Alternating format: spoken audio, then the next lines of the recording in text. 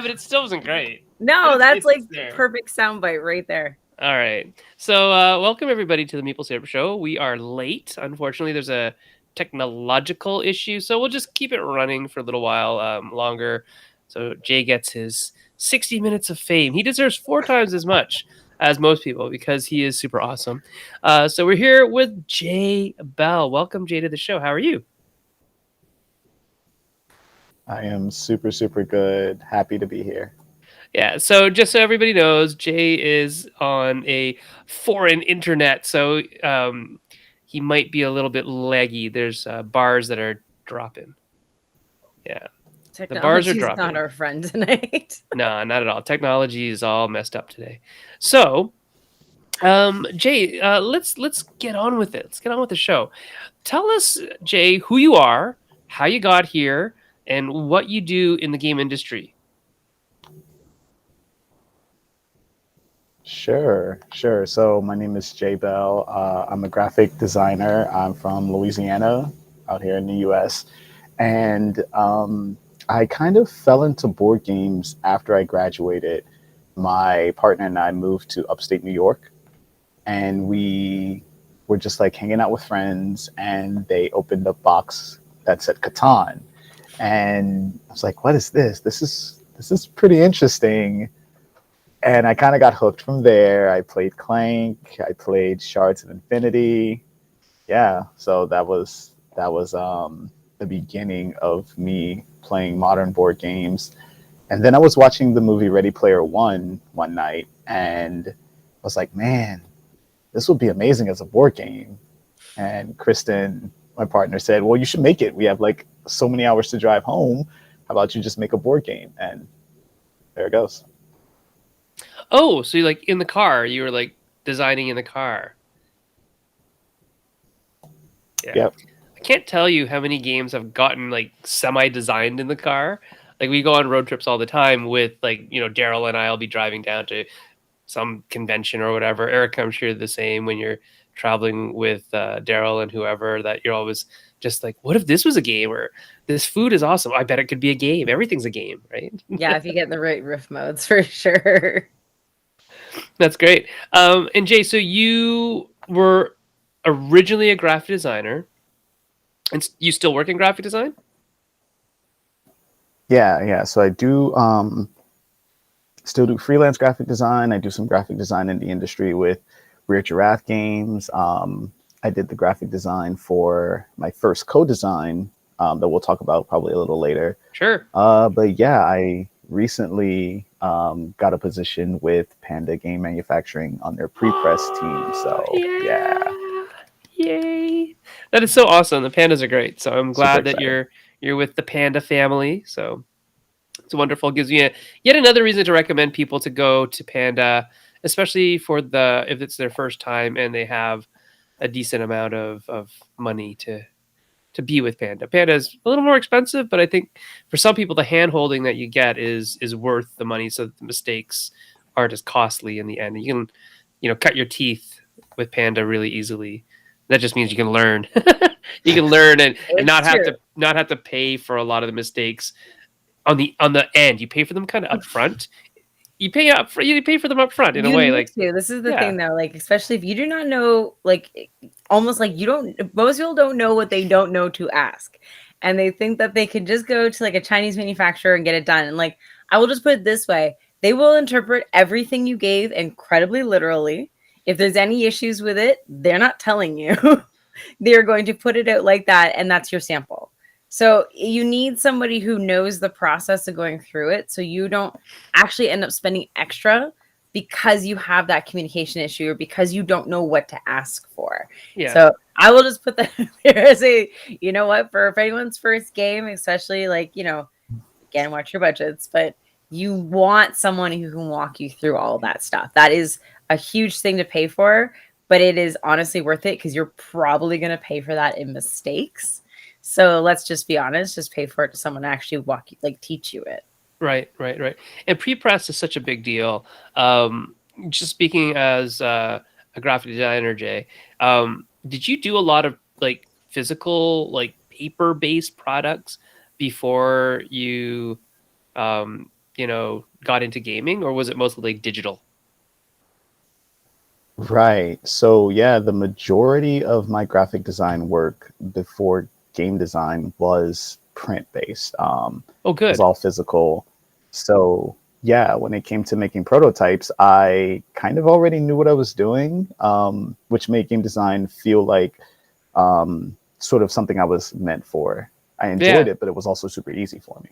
It was yeah, sounds like a good extension of the skills you already had, right? Which is a great thing of game design is it's amazing what skills it can build on to become a game designer, and that's why we love our these origin stories too. Is no two people necessarily have to start from the same place. right.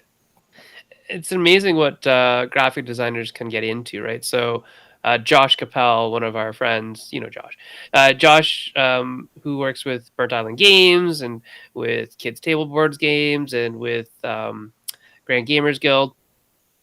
His a lot of what he did was like installations as a graphic designer. He was doing like window displays for companies and stuff like that. So it wasn't like print and it wasn't digital. And nowadays, most graphic designers, if you hear that they're a graphic designer, they're laying out web pages and things like that, and they don't have a clue what print is all about, and so they don't understand things like bleeds and die cut lines and stuff like that. So it's really interesting, and so I'm sure that was one of the many factors that led to the pre-press position, because that is kind of the most important thing, is getting stuff right before it goes into the machine, because as soon as it goes into the machine, anytime you stop that machine, now it's costing big bucks. This is So what I talk about: paying the money up front so they teach you.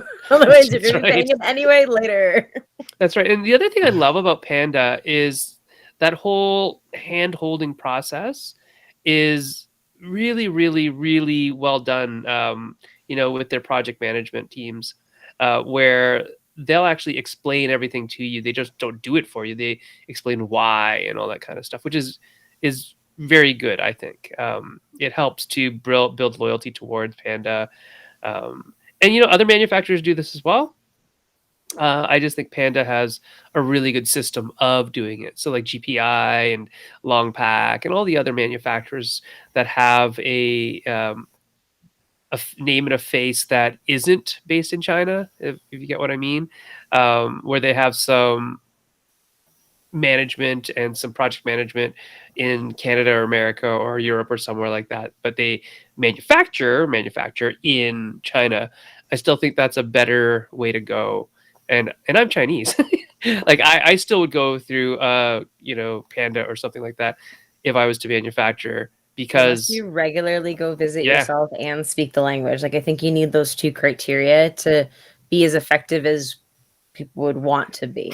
Well, especially if and once you start printing in volume, any mistake that you made is magnified by like bazillions, right? So I want somebody on the shop floor on a regular basis looking at my Who's stuff. watching? Yeah. Yeah, and if I can't be that person, I need to hire somebody to do that. And who better than the manufacturers, who have a person in between that I can talk to. I think that's a good way of doing it. Who already know the business, right? So Yeah. That's the levels of what people are paying for without them necessarily realizing it, right? yeah, Is it depends on how many other things are coming out of that factory and how quickly do they need the next thing running. And I mean, that's why it's much better when someone can speak directly for you. yeah. And I mean, I know there's a lot of people. So there's Amy Bayo, Shem Phillips, Zach Connolly, and other people in the chat right now. Hello, hello, hello. And a bunch of those people are publishers who work with manufacturers all the time, and they may Mhm. have differing opinions. But and Adam Young's there, if you have other opinions on other publishers, manufacturers, I mean, put them in the chat. Panda's not the only one. They Yeah, just no, we happen to want be to the hear one that these. hired Jay. So we're pumping them up a little bit. We're just talking about this one because we know them, but it's always good to hear about other ones because ultimately this is what we want people to know is go to these people who will make things better, Yeah. right? Especially, as part of the early learning experience.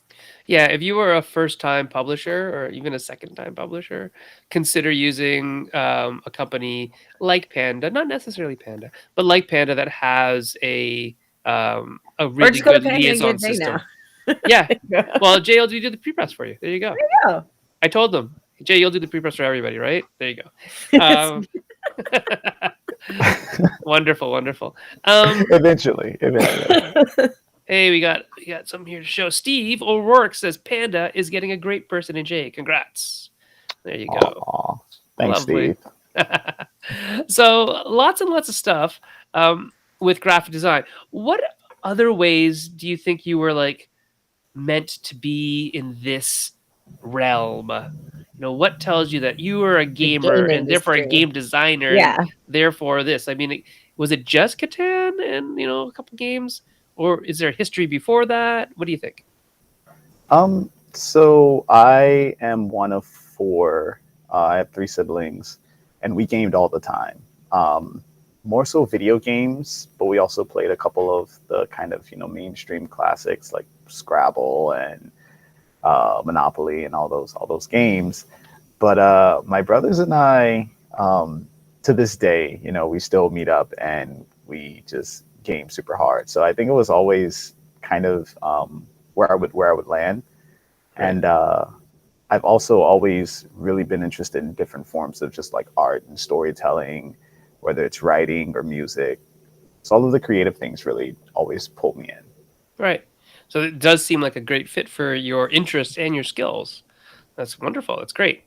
So, Jay, when you make a game, a J Bell game, this is a J Bell joint.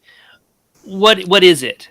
What is your design philosophy around game design? What do you think?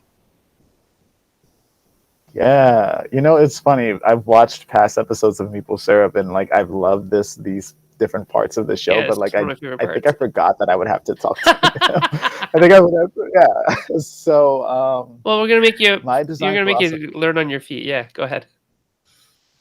yeah, it's actually something that I have thought about a lot. I want to make games that make people want to play them again for the experience. I never want to make a game that's about winning because I think you have more fun when you want to play just to re-experience those great moments that you had with your friends. I like that. That's a really good way of putting that. I Yeah. think that's really neat. You want to build the experience, not necessarily like the goalposts at the end. I think that's perfectly valid. The journey, right? Not just the It's destination. important. Like the Yeah. emotions that you elicit along the way are usually what people actually remember, besides those strategic moments where they felt clever or stuck it to someone. Like ultimately that's what they remember. Yeah. Yeah, winning is overrated, by the way. So I think you're on the right track. And the other thing, I mean, you're right. If you're playing a game with 3 people, 4 people, 5 people, only 2, 3, or 4 people, will ever. They're all playing the game, but only one of those people can win, right? Literally. And if your game's just about winning and you pour all your effort into that, then what are the other 3 or 4 people doing, right? What are they experiencing? They got nothing. I just They got voided the nothing. experience by losing. It's just And, all over now. and I think most games do a decent job of that. But if you're mindful about it, like you're trying to be from the get go, Jay, that Intentional, yeah. sounds more intentional and more purposeful and probably more likely to happen then, right? When we put our Mhm. mind to something, it's more likely to happen. Anything else about your design philosophy, maybe in regards to prototyping, advice that you'd like to give out to people that you think might be useful? Or even Sure, things you sure. find that you gravitate towards. It's funny how often people start to notice that they're like, I do this a lot and I didn't realize it. Yeah. First, I'll comment because I think Erica, you actually gave me some great advice probably last summer at like a Oh panel yeah. that you were on with Flightgate. You mentioned, I think I asked the question of like how important is visuals for prototyping or like pitching, and you were like, I know it varies, but for me, like visuals definitely help, and I think that stuck with me because I feel like it's so true. Even like in the earlier stages, giving players a visual to help bring them into the world of your game is super, super beneficial. Yeah, So go I ahead, agree. Erica. Yeah, Erica's I just mean, everything. this is one of those things where I'm like, honestly, I think people have imagination to a degree, but I just think it's always safer to assume that they have none. And that a big part of their experience, like look at how much people love unboxing or buy something just for the art. If that is such a drive, it's amazing how much I think that still needs to be part of prototyping, right? Like it just personally for me, even when I'm designing, I see what I'm kind of designing. So for me, that's part of the experience I'm trying to deliver is I want to try to get you to see that too. Yeah. And there are people out there that actually can't visualize stuff easily. So my wife is one of those people. Like she doesn't dream in pictures. So Some people she see words or hear yeah, words and see nothing. yeah, Everyone thinks differently. This is a good like little reminder right Yeah. here. yeah, We all internalize completely yeah. differently. And it's a case of if you can show rather than tell, life is so much easier. It is. As long as you're communicating, meaningfully and in a way that is concise and in a way that is precise, I think that your skills as a graphic designer will come to the forefront when we talk about that kind of stuff, like visual communication on the cards or on the player boards or whatever. I think that's a really important thing to think about. Does it mean it needs to be all illustrated and everything? No, we're not saying No. pay. We're never saying like pay. We're obviously like, drawing from our own skills here, Yeah. right? Yeah. But I personally think it translates the not just the theme, but usually the structure and the tone very much come through Yeah. when you're trying to visually relay that, right? And like, I mean, that's why we get so excited when like a card layout's good or iconography sets work. And like, it's because think how much information that just gave. Yeah. Yeah. Yeah, and I think the other thing, Jay, is that if you want to engage other people who maybe aren't designers to play test your game, you're gonna need something Yes, that one too. that's visually interesting, if not attractive, right? A People don't like game, ugly prototypes. I'm yeah, really sad to say, but they don't. no, and I get that, and it's funny because I get a lot of pushback when I say don't illustrate, and it doesn't mean make it ugly. It just means don't spend money on purchasing art buys, right? When you I agree. aren't, that's not unless you're the publisher. If you're going to publish The it middle yourself, go ground. do what you want. But Yeah, if if you're you're the looking to publisher, pitch, please spend money. If you're not the publisher, please don't spend money. yeah. So speaking on about publishing, Jay, what kind of advice Yeah. do you have for people who are pitching games to publishers?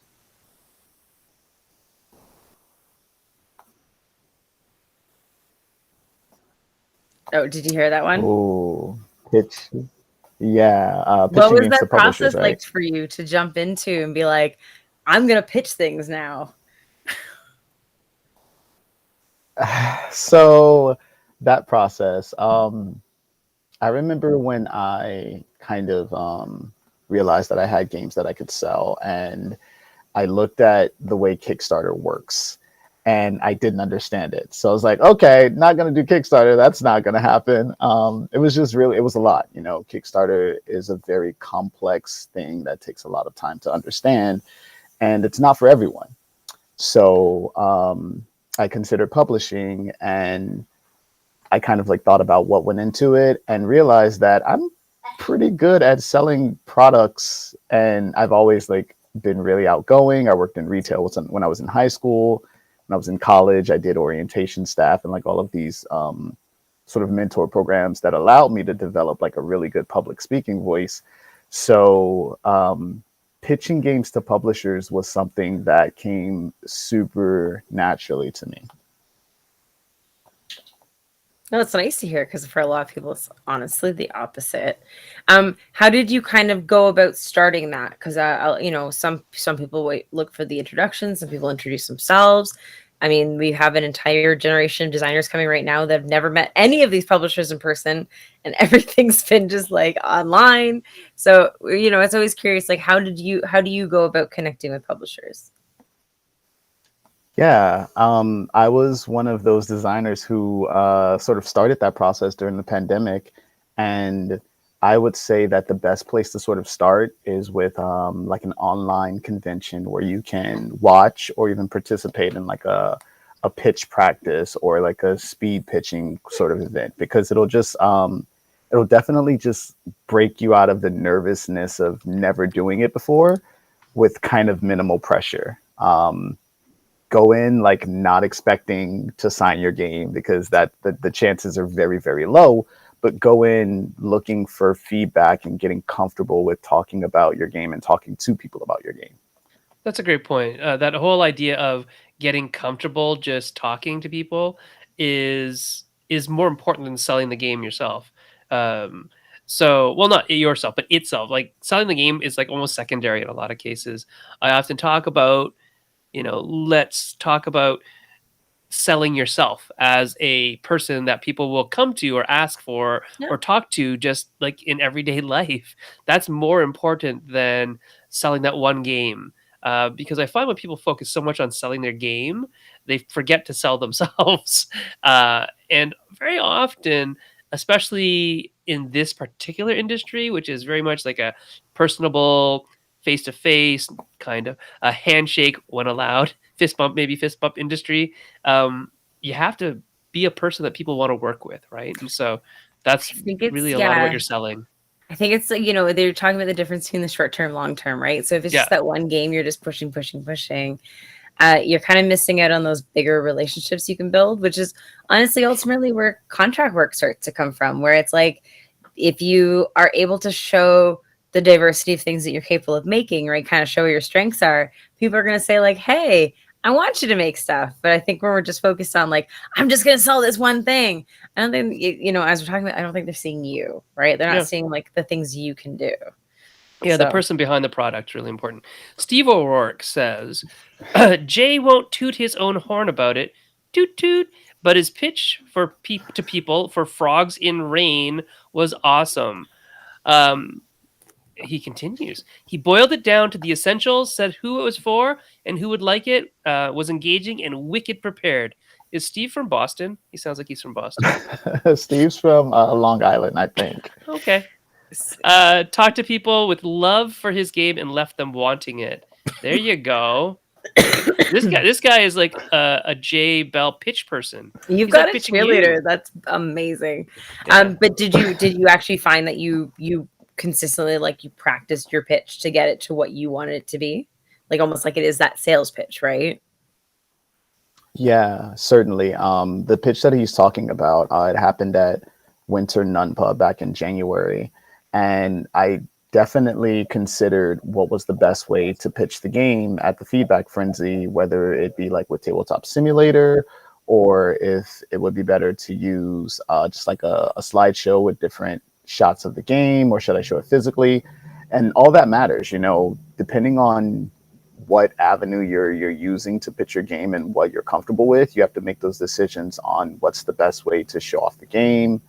And that pitch in particular was really a great moment for me because it was my first practice pitch, whatever, and it just like went over extremely well. There were tons of people like Daryl Andrews and Jeremy Howard in the comments just supporting, and it like got spread around Twitter and Facebook for all of the month of February, and it really opened a lot of doors for me, which That's great. I'm really thankful for. Yeah. So when you put yourself out there, good things can happen, right? Which is You kind of have to, yeah. right? Which was Otherwise, it's a no good one's gonna note. notice. It's a really good note for younger designers out there. And when I mean young in your career. Yes. That at some point you're gonna have to show people your games. So get Yes. used to it, right? But remember, not to be like we're going back to the thing. It's not being about forceful about the one thing. It's kind of showing why, you can shine through of like, look what I can do, and there's definitely going to be more, right? Right. And I think that's definitely what's important to kind of like keep pushing forward. Just looking at some of the things here, Amy, in talking about your idea that you want, people to enjoy the game experience. She said connection plus engagement plus showing care is good for making memories and winning, right?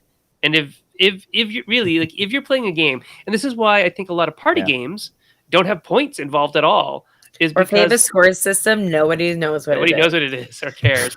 It's because the memory making is so positive that the winning doesn't matter. You're connecting with people, you're laughing, you're having fun.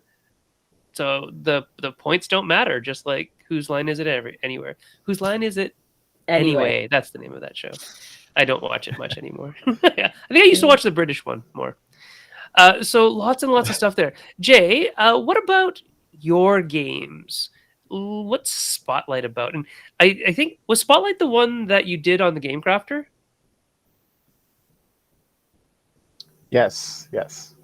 Right. So can you tell us a little bit about running a not quite crowdfunding thing, but through Game Crafter? Because I think it's fascinating what you can do with Game Crafter, with some of the smaller type games where the POD cost isn't exorbitant. Why don't you tell us about the process for Spotlight and what Spotlight is? Yeah, for sure. Yeah, so Spotlight is a hidden information area control game for 1 to 2 players.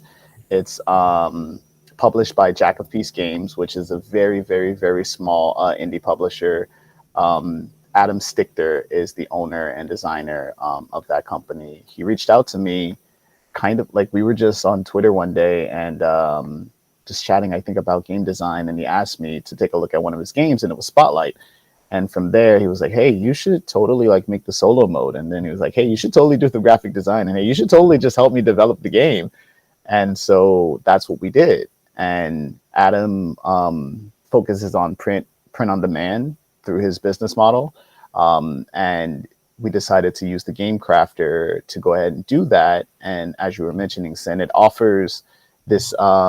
It's kind of like we kept referring to it as like a mini Kickstarter, but it doesn't come with the sort of qualifier of needing to hit a certain budget to get the game produced.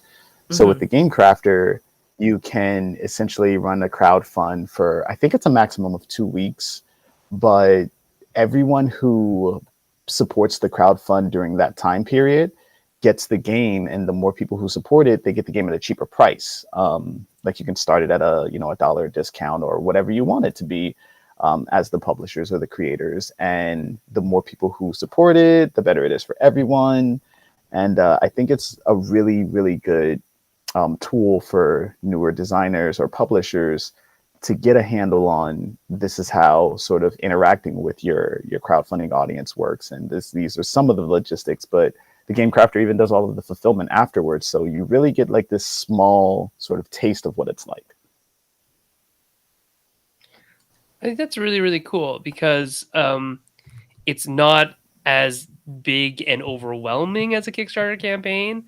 And I think that if I'm not mistaken, the Game Crafter website like gives you like 99% of the tools that you need to actually do this whole thing. Yeah, most of the templates and pieces. If you like, you can figure out how you want to box it all up yourself. Yeah, no, but I mean even just for the campaign part of it, right? Not because when you're doing a campaign in Kickstarter, like you got to generate all this extraneous graphics and stuff like that. But I don't think that the necessity maybe is there on the Game Crafter. I don't even know if they have the capability of doing all of that kind of stuff, which makes it kind of this kind of lo-fi, kind of easy entry, no barrier kind of system to try to do this thing that's not really crowdfunding, but kind of crowdfunding. So Yeah, interesting way of looking at it, but yeah. Yeah, Jay, do you know kind of what the price points are where things kind of get lower? Like how many people have to buy it to then everybody now gets it at a reduced price? What is that? Is it a percentage or? Yeah. So I've only seen about half a dozen of them run. It's a number. So I think with every 10 people who back it, it drops the price a certain percentage. Cool. And then once you hit 1,000 plus, it's like the maximum percentage. But I don't know what those exact percentages are. Okay, that's cool though. That's really interesting to note because I think that makes it kind of more viable. And I don't think so. The Game Crafter parts are really actually quite good. Their boxes are actually really solid if you're worried about that, depending on the box that you get. And you can really easily create things in the Game Crafter's Studio app, Component Studio. It's kind of like a graphic design program, a layout program that's specifically just for board games that integrates seamlessly with their systems. But then also, I think you can spit out all this stuff to make it into like a TTS mod. So it's a really powerful little app that they've got going on there.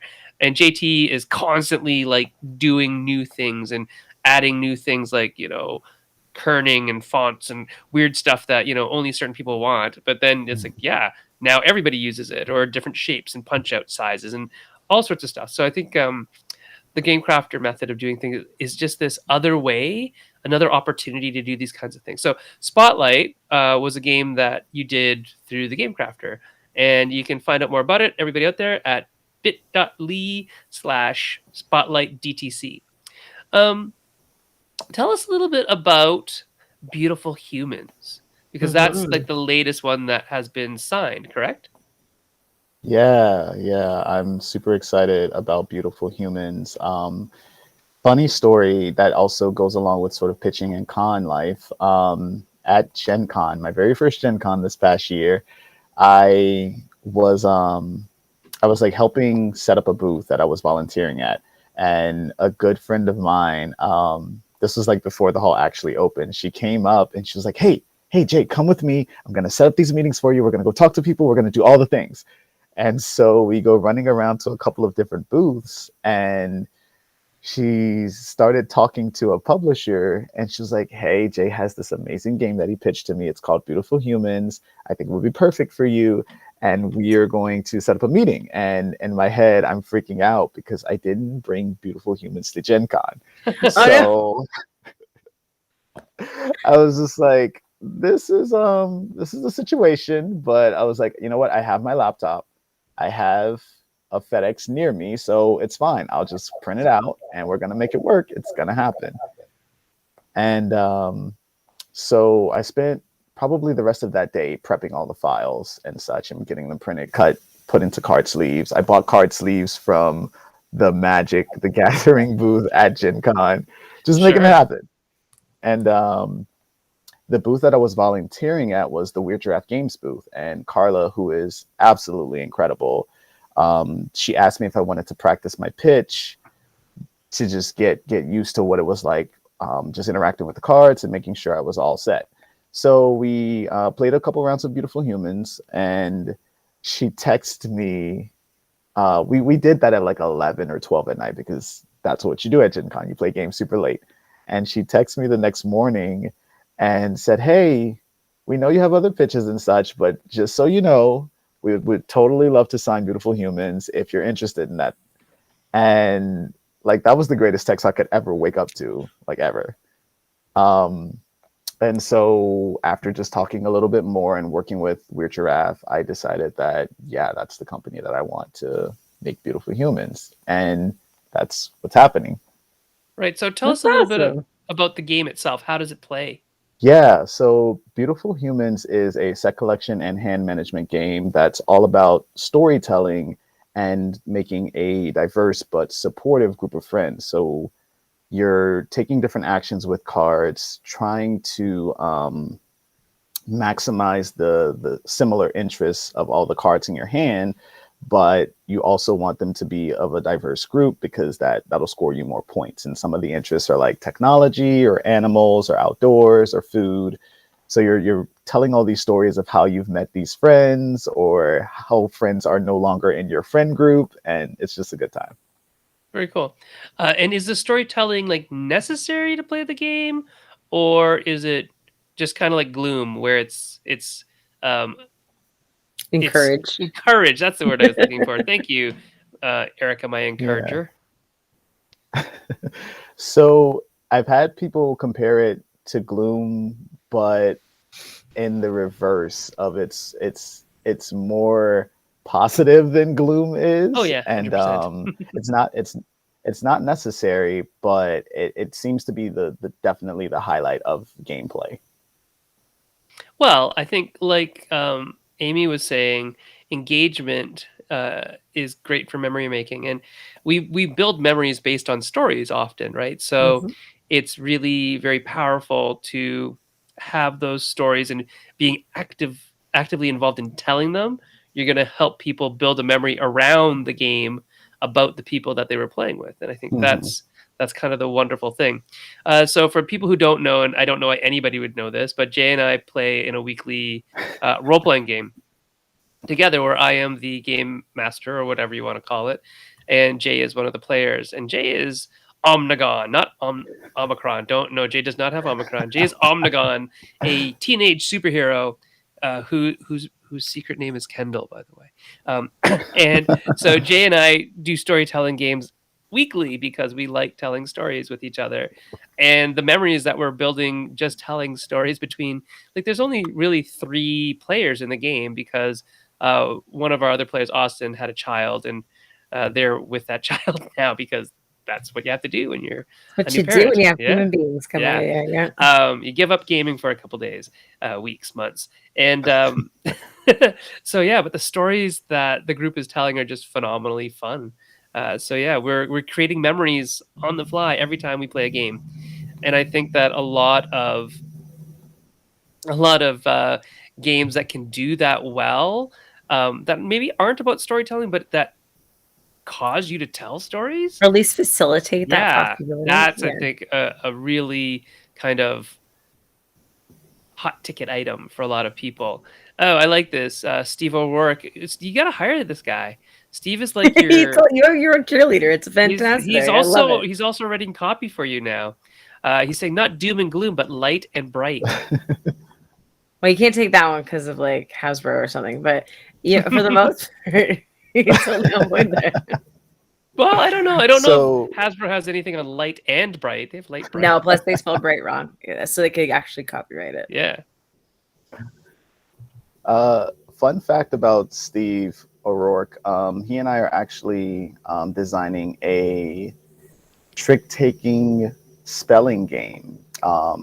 And Steve's nickname in our little Facebook group, because we play board games on BGA with a bunch of people across the US, his nickname is the Name Father, not the Godfather, the Name Father, because he is incredible with coming up for names for just about everything you need. So yeah. Nice. We'll have to remember that next time we can't figure out a name for something. Hey, Steve, what should we call this? So like, It's a good he should. show. He needs to set up a booth like Lucy in Charlie Brown and Like his Peanuts. own advice Like, booth. the Name Father is here, 5 cents. That'd be awesome. Yeah. So, Beautiful Humans is coming out at some point through Weird Giraffe Games, and Spotlight you have coming out or already out through uh, Jack Jack of Peace. Jack of Peace. That's it. I knew it was Jack of, and I wanted to say all trades, but that's not right. Jack of Peace, and then you really want to talk about this one, right? It's called Mechanicsville, where games are Yes. made. That is intriguing. Let's hear about the story behind Mechanicsville. What's that all about? Yeah. I usually just like the both of you, I get tons of ideas while I'm doing cross country road trips, but I don't remember exactly when or where I thought of the idea for Mechanicsville. And it's an idea that I'm sure I've seen a couple of designers talk about before, where it's a board game about making board games. Yeah. So in Mechanicsville is this imaginary town where their major export is board games. So in It's this cute. town, there is a local manufacturer. There's this continuous con that right now I'm calling Omnicon, which I apparently love that little phrase because I use it a lot. There's a local FLGS, and there's a marketing sort of building where you can just go and take all these different actions. And in Mechanicsville, every player is a game designer, and they're using polyominoes to fill their game box with different components and different characteristics. And you're pitching games to publishers. You're launching it on the crowdfunding platform, which I believe at the moment we call it either Launchpad or Trampoline. But yeah, it's a game Steve about would know making what to call games. it. Yeah. Yes. Steve, do you have a name for something that's like Kickstarter but not Kickstarter? Jay needs a name. That's so cool. That's very fun. And what are the primary mechanics? You said it's there's polyominoes. hmm It sounds like there's some worker placement-y stuff going on, or you go to buildings to choose your actions. So action selection. What other types of mechanics are in Mechanicsville? Yeah. Definitely polyomino little puzzles. It started with worker placement, and after I've play tested it a little more and more, I'm thinking I might just change it to sort of action selection. There Hmm. might be a rondelle in there. We'll see what happens. It sounds like the games where you'd stick all the mechanics, right? So Yeah. that would be appropriate. That'd be appropriate to the name. Cool. So those are three games. One of them is out. One of them is forthcoming. One of them's in the works. What's a game that is like just maybe you kind of popped into your head over PAX? What are some of the games that popped into your head over PAX? Oh You'd say, "Oh, I gosh. should make that game." So one of the things I love about Carla is that she's always trying to get me to make more board games, even though we shouldn't, because we have a couple that we're working on. But I also got to hang out with someone who I really adore, who is Omari Akil. Yeah. Um, he and I, we met at PAX 2019, and this year at PAX we got to hang out pretty much all of Sunday, and I swear I felt like I was looking in a mirror. Like his energy was exactly like mine. We Yeah. played Hoop Gods. You guys are kind of alike. Yeah. That's Oh, really you Um, guys cool. get to hang out for the whole day too. yeah. He's Oops, sorry. he's amazing. But we were joking about what were we joking about? I think we were talking about just different things that happen with our partners. And somehow I got on the idea of an 18 card game about, and I'm sorry for anyone that this kind of grosses out, but it's about the booger dimension. So like when you like fling them in places all over, like when you Did get you rid of leave your them, boogers somewhere? Where do they yeah, go? Where yeah, do they go? To a booger yeah, dimension. Well, the game will hopefully answer that question. yeah. Oh, we have an answer from Steve. Steve said he suggested two names for Jay for the crowdfunding site: Backerjack and FOMO Sapiens. I Sorry, think that I last think one's really Steve, you got a funny. fan for life in Erica. That was awesome. That is very good, Steve. Apparently, I we have was to have gonna say, I don't know Steve how on the well it show read, at but some time. listening We to should just Sam have say it Steve out on the loud was show, and perfect. people in the chat can ask him for names for things, and he just has to come up with them You one just need after a the name other after the generator. other. Yeah, it'd be the name father show. Yeah. Let us know if you're up for that, Steve. We might do it one day. So, the booger dimension game. That Bigger sounds dimension that game. sounds interesting. I mean, so that's the thing, right? Anything can be a game. Like the Yeah. question of It, where do it these things can be go? if you put the right mechanic to it. That's for sure. Right. This Yeah. sounds like I don't know. Did you watch Hilda? Have you watched Hilda on Netflix, the cartoon? Erica, it's a great cartoon. You should watch it, Jay. You'd like it. But in one of the episodes, there's this whole like um, thing about where do things that fall down the cracks in the back of your couch go, and there is this whole pocket dimension that they travel through with like little trolls and things like that. It's very cute. It's a very good game. Not game. It's a very good show. You should watch it. It's based on a graphic novel that I absolutely adore.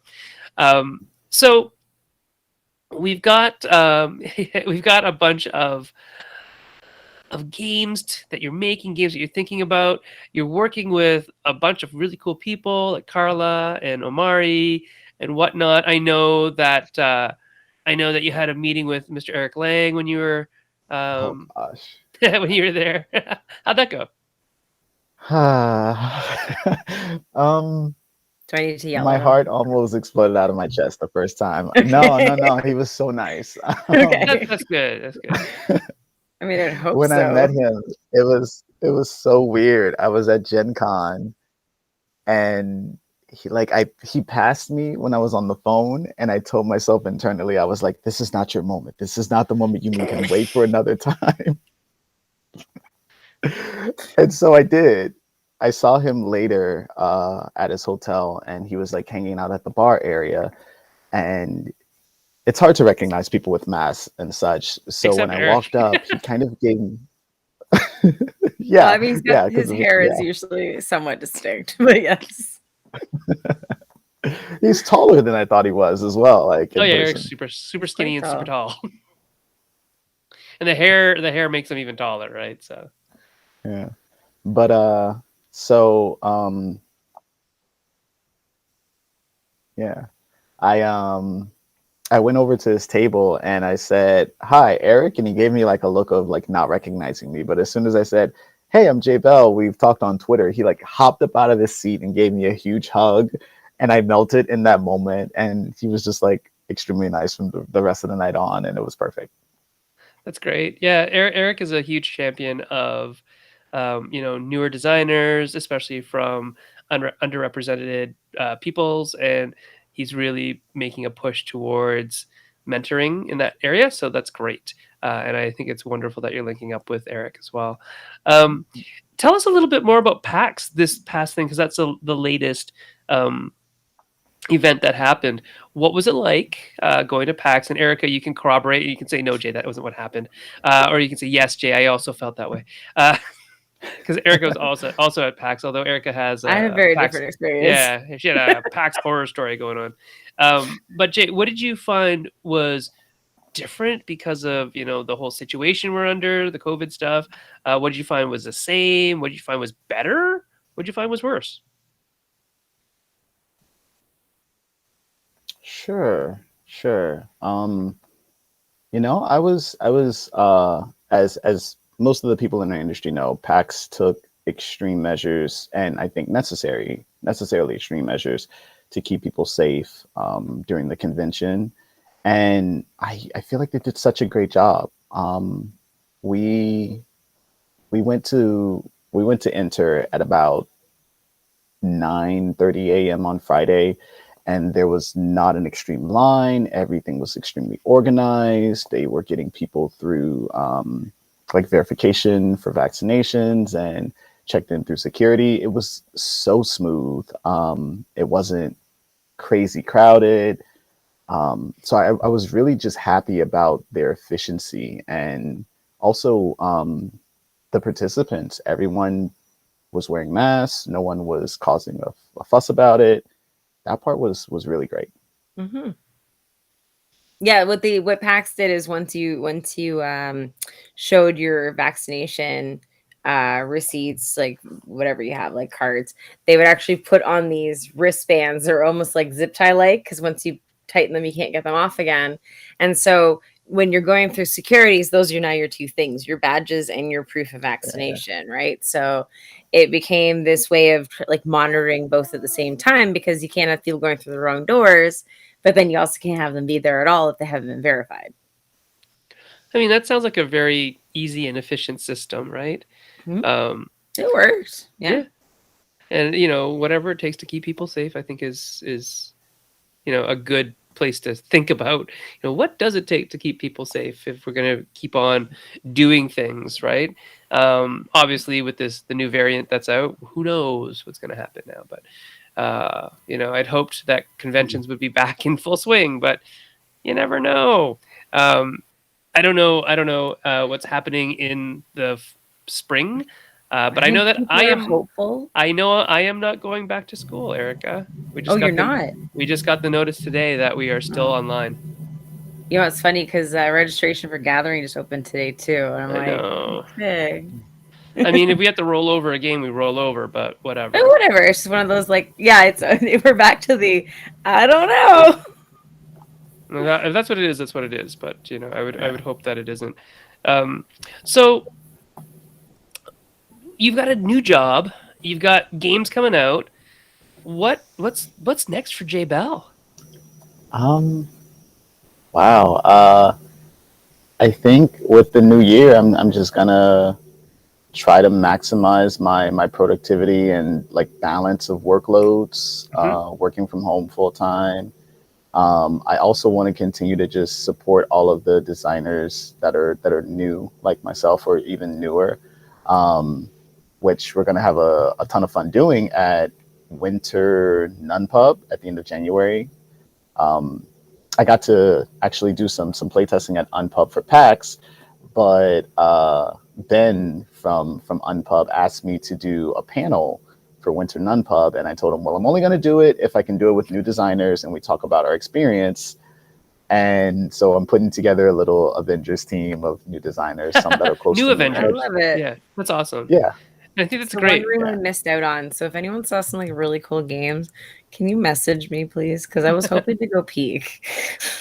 The nun pub room, or the unpub room. I really wanted to go wander the unpub Of room course you because I did. wanted to see what people like, especially I was really okay. So the one thing I was hoping, other than like having a normal con that didn't quite happen, the one thing I was really hoping to meet is actually meet new designers. And I'll say I met a crap ton of new content creators. I met like no new designers though. They were all So hanging out in maybe the I just unpub missed room. you. Maybe it was just because the unpub room was the only room I didn't get to. But I would love to connect with new people. And again, I love all you new content creators too. It's great to meet you, but I think you're like the only ones I met. So I Right. would like And to meet for some those of designers. you who are watching the show for the first time, which is probably none of you, but if some of you are out there in YouTube that we don't get to see on the Facebook pages, Erica, works for one of the biggest game companies in the world. So, like literally number three, number two. I don't know anymore, Erica. Maybe we're two now. I don't I don't know. know. You're pretty close. It's for Spin Master, and actually, I think you are number two. And that's somebody as a new designer you want to get to know, I want to meet you. I want and to know what you're she doing. wants to meet you apparently. So make it happen, people. Yeah. And Jay, that the Young Avengers thing is awesome. Just because Eric and I've been talking about Okay. this all year long, is that we are old apparently. So that we We're we are making jokes that there's apparently like a dividing line like now. once you've got like 5 years in the industry, you're old. Something And like so that. I've got 15, so I'm apparently like ancient and decrepit. But You're three there times you as go. old as me Right? in gamer There you years. go. There you go. And you know what, Jay? I love that you are taking younger, newer designers under your wing already, and I think that's brilliant because mentorship is something that all of us have benefited from, even if it's just a little bit, to get us connected, to give us a hint or tip or advice. It's Um, such a big part of this mhm. industry because everything is learn as you go and word of mouth. It's not formalized in any way. So the more we help each other, the better. Right. Amy has a question here that I stuck up for a reason because I don't want to forget this. Yeah. What is the timeline for Beautiful Humans? Yeah. So right now we're starting development. It's slated for 2023.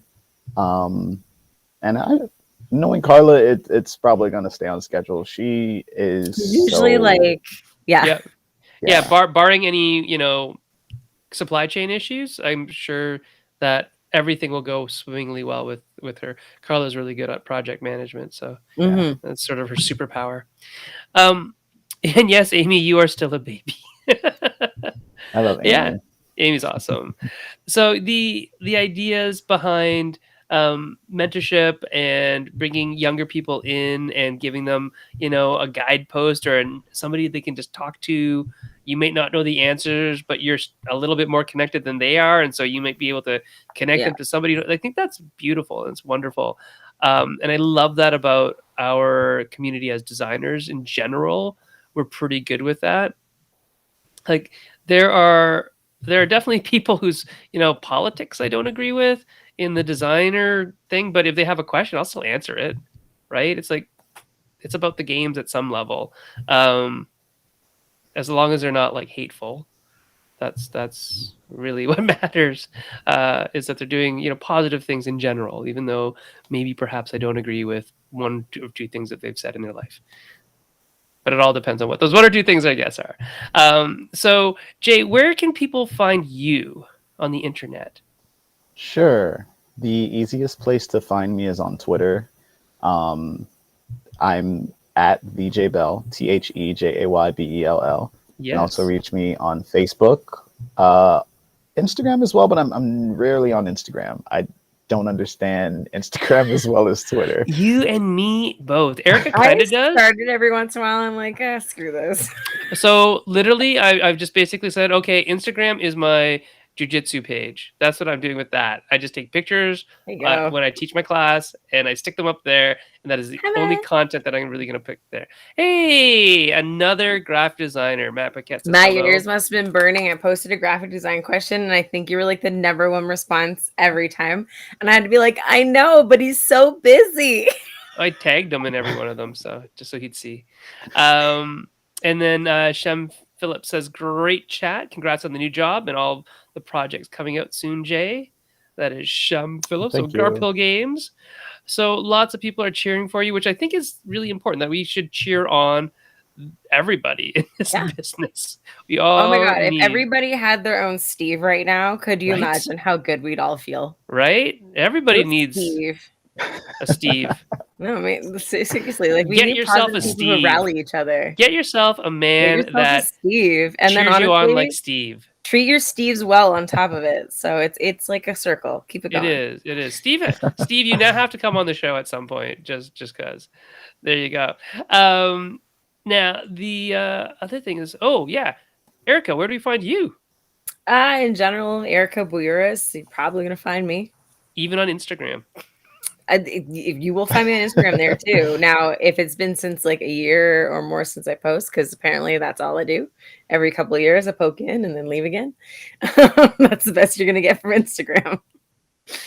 And if you want to learn about jujitsu, you can find it on my Instagram. But it's actually, I think my Instagram is like Lim Sen Fung for some reason. I don't can't know. do jujitsu. If you want something like kung fu related, I maybe could do White Crane or Wing Chun, but not jujitsu. There you go. And you can find me on Twitter at Sen Fung Lim, where apparently I talk about the difference between dwarves and elves and kitchen utensils. I saw that. I can say mostly you talk about RPG.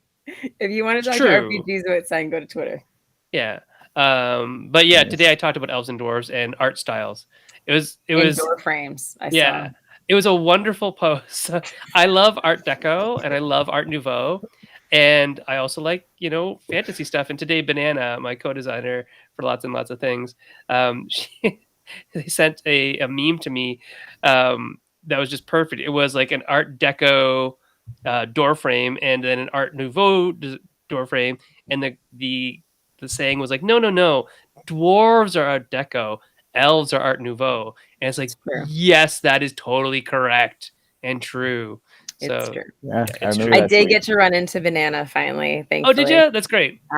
Yeah. So I'm wondering maybe New York Toy Fair next. But yeah, I got to at least run into them and. Yeah, they'll be at New York Toy Fair. They're like around the corner. From Usually that's when we run into each other of all times. Yeah, and they often will come up to Canada for breakout because they're Canadian. So me and you need to talk about that because there's other things for breakout. Oh yeah, and we also need to talk about Friday. We're meeting on Friday, right? I think. Yeah. Okay, so we'll meet on Friday and talk about all the secret stuff that you people don't get to hear about for a little while. You'll get to hear about it eventually, but just we need to plan. All right, and if you want to talk to Alara is on vacation now. She hasn't been on the show for a long time, but we're getting closer. We're getting so much closer to Alara's grand return to the show, which will be wonderful. February guaranteed. So here's the thing. They're back in Ontario right now on vacation. Then they fly back to Northwest Territories to finish the transfer of the job to the next consultant. And then they'll be back in February in Ontario. And they're going to be doing design and development full time. So we've got a bunch of projects lined up that they will be taking over and running full steam come February. So if anybody out there is looking for like possibly one of the best developers in the industry, just let me know because it's not me. It's Alara. we'll pass the message on. We work as a team, so it's really us. It's us, and we're a pretty darn good team. So there you go. You can reach out to her at TT Void.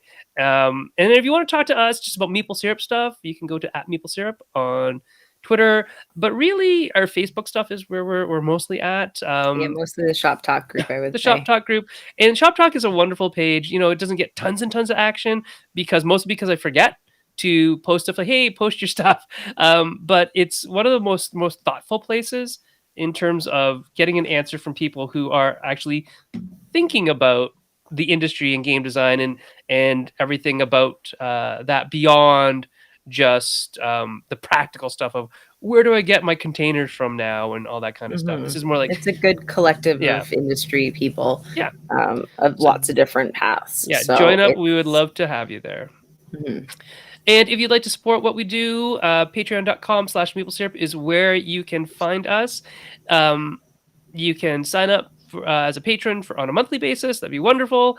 And it really just helps keep the lights on and run the show. And, Erica, we keep talking about this like on a weekly basis that, it's going to be great when the cons start up again. We can actually use some of this We'll funding to aim do for stuff. Breakout Con again. Yes, we will aim to get people to Breakout Con. That is part of the discussion that we're Because at having. least that one's great for RPGs and board games. So maybe we could do like one or two of each. Yeah.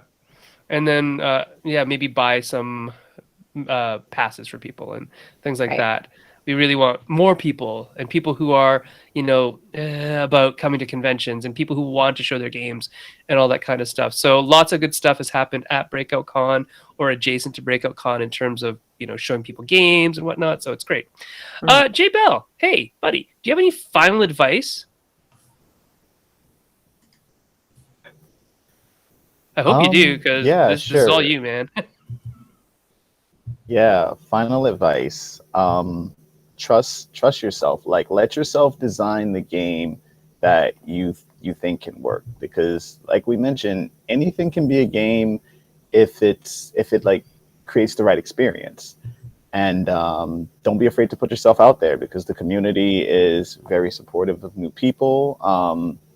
Obviously, bad eggs in every whatever this metaphor is, but overall, there will be people there to help guide you in the right direction. And play more games, have fun. Excellent. Well, you know what, Erica? This is something else we can talk about on Friday. But next week is like the 22nd or the 23rd or something ridiculous, isn't it? 22nd. Yes, it would be And the week after that. So I'm just wondering what we're going to do. Are we going to have a show next week or the week after? Or do you need the time? We usually do like the New Year's one. We do. Are we doing like, don't we do here? Well, we'll figure this out with you folks. Let me have a look at the calendar really quickly. You guys can watch us contemplate our future. We're usually a little more organized than this. It's just life. Yeah. Okay. Also, usually there are three of us making this decision, which makes it sort of weirdly easier. Do we want to do pre or post New Year's? That's what it comes down to. I'm feeling post New Year's Eve. Okay. So then post is the 5th. Okay. That's fine. That's my first day of class. That's totally cool. So then I would say, are we going to say we're breaking for holidays the 22nd, 29th? Yes. So next week is going to be holiday vacation. Yay! So, which I think we all need. Yeah. So, which I think, definitely we need. The other thing is that we ain't got no guests for January, so we're gonna have to start lining up guests. We'll which start is lining great. up again. We got time now. It's perfect. I know we're so good sometimes and then so bad. Like sometimes we're like 3 to 4 months ahead. Other times we're like, who's next week? I don't know. So we'll get on that. And Steve, if you're still watching, we need to have a Name Father show. We should maybe have a Name Father segment. Like every show, Steve comes on for like 5 minutes. Yeah, and let me know new people. And Matt, you can definitely come on because I don't think we've talked to you in a long time. And Matt, you can come on. All your stuff since then. Talk about how your whole studio runs. That's actually a really good thing. I'd like to talk to you about that, Matt, because I think studios are kind of the wave of the future in a lot of ways. I think we're going to see more of them, and we should see more of them. I think they're a smart way of doing business. Cool. All right, very cool, everybody. Thanks, Jay Bell, for coming on the show. I will see you tomorrow when Omnigon will not get his butt kicked by aliens from another planet or dimension. Who knows? Yeah. Who knows what will happen to Omnigon tomorrow? We will tell those stories together, my friend.